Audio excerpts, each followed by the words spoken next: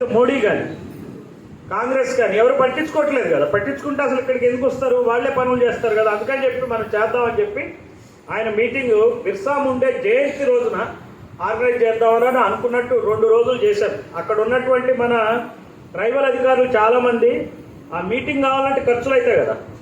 ఇవాళంటే ఈరోజు అన్న క్యాంటీన్ భోజనం దొరికింది. భోజనం అందరు తిన్నారా? భోజనం ఏమన్నా డౌట్ ఏం లేదు కదా. అందరికి దొరికింది. 5 రూపాయలకి భోజనం దొరికింది. అది కొంత ఖర్చు తగ్గింది, దీనికి కొంత ఖర్చు అవుతుంది. ఈ ఖర్చులన్నీ పెట్టుకోవాలంటే ఎవరో ఒకళ్ళు మనకు పని చేసి పెట్టాలి. పనిచేసే సిబ్బంది మన ఎస్టీ ఆఫీసర్సే ఉన్నారు. మన ట్రైబల్ అధికారులు ఎంప్లాయీస్ వాళ్ళ నేతృత్వంలో అక్కడ జరిగింది. అది 2 రోజులు మీటింగ్ పెట్టుకున్నాం. అప్పుడు మన చందాలంగే దొరగారు వచ్చారు. ఆయన ముఖ్య అతిథిగా ఆయన వచ్చారు. వచ్చి ఆయన ఏమన్నారంటే, నేను తెలంగాణ ఉద్యమం అప్పుడే ఆదివాసీల ప్రత్యేక రాష్ట్రం కావాలని చెప్పి మన్యసీమ రాష్ట్రం కోసం నేను పోరాటం చేశాను.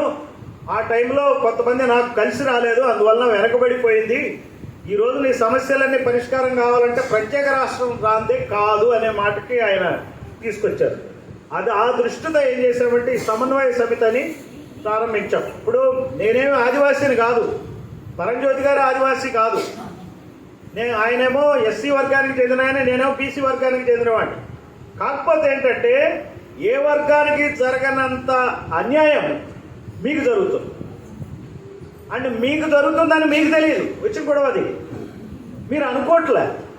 మీరు ఏమనుకుంటున్నారంటే ఇది నీళ్లు కనుక మునిగినప్పుడు కొండెక్కి బతకొచ్చలే అనుకుంటున్నారు.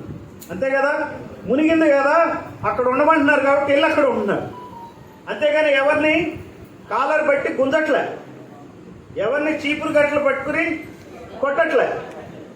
ఏంది మీరు ఏం చేస్తున్నారు మీరు అని అంటలే. అనేటప్పటికీ మెత్తగా ఉన్నవాడిని ఎవడైనా సరే ఒత్తుతాడు. మెత్తగా ఉంటే ఒత్తుతారు. ఇప్పుడు మీకు పిండి ఉంటుంది కదా, పిండిని ఒత్తుతాం కానీ ఇంక దేన్నైనా ఒత్తగలవా? రాయిని రప్పని ఒత్తలేము. సో మీరు మెత్తటి పిండి లాంటి వాడు కాబట్టి మిమ్మల్ని ఒత్తుతున్నారు. అందుకని చెప్పి ఈ రోజున చందాలింగయ్య దొర గారి నేతృత్వంలో, లక్కే రాజారావు గారి నేతృత్వంలో ఈ కార్యక్రమాలు మనం చేద్దాం. ఇందాక పరంజ్యోతి గారు చెప్పినట్టు ఒక్కొక్కటి చేసుకుపోవాలి. ఇప్పుడు బయట